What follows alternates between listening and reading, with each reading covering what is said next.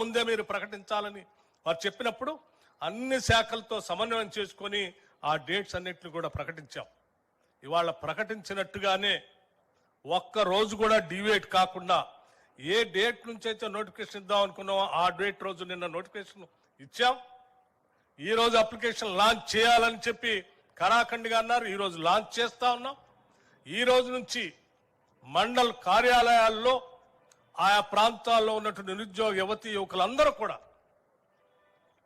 50,000 నుంచి మొదలు పెడితే 4 లక్షల వరకు ఈ స్వయం ఉపాధి అవకాశం కింద వారి వారి అర్హతలను బట్టి వారి అవసరాలను బట్టి అక్కడ అప్లికేషన్ సబ్మిట్ చేసుకోవడానికి కావాల్సిన వ్యవస్థను ఏర్పాటు చేశాం.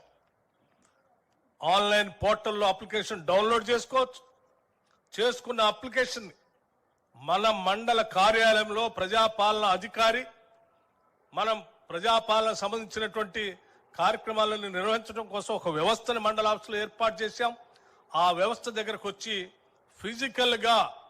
ఫిజికల్ గా ఎవరెవరైతే ఈ స్వయం ఉపాధి అవకాశాలు పొందాలనుకుంటున్నారో వాళ్ళంతా అప్లికేషన్ తీసుకొని వచ్చి మండల కార్యాలయంలో సబ్మిట్ చేస్తే ఆ మండల కార్యాలయంలో ఉన్నటువంటి అధికారులంతా కూడా సమీక్షించి వాటిని స్క్రూటినీ చేసి జిల్లా అధికారులకు పంపిస్తారు.